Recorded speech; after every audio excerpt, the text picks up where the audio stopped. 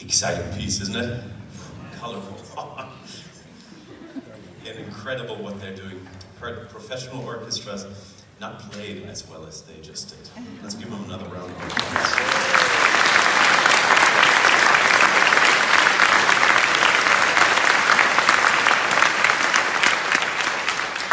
What makes those musicians so special is the passion with which they play.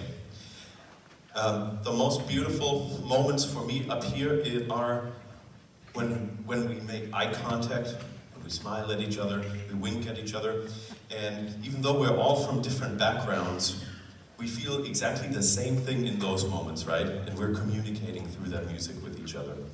It's the most beautiful thing in life for me. The next piece we will play for you is completely different.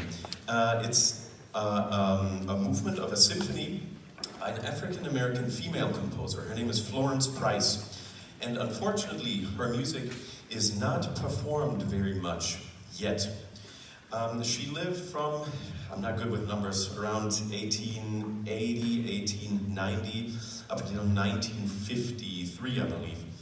And she grew up in Little Rock, Arkansas. And it's sort of my stomping grounds because I used to live in Memphis, Tennessee, and we would always take trips to Arkansas. Well, just a few years ago, her works actually started to re-emerge. And there's still a lot of her works that are either not found. We know there's a Symphony number 2 and there's a Symphony number 4 because we know there's 1 and 3.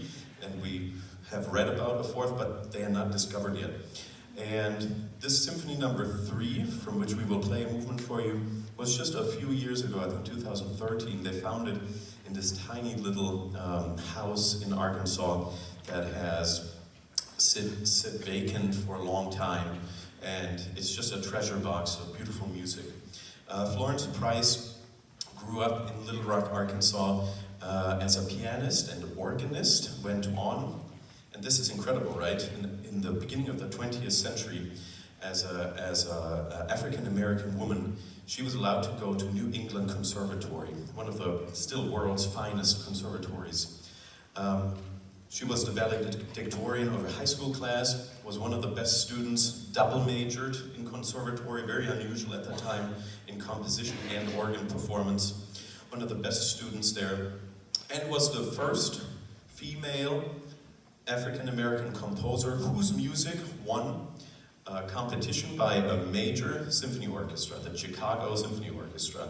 Got performed in 1933, I believe, by an all-male white orchestra. And it's a shame that up to this day, right, 80 years later, almost 90 years later, her music is still not performed and does not receive the respect that it should deserve, because it's incredibly beautiful and incredibly energetic.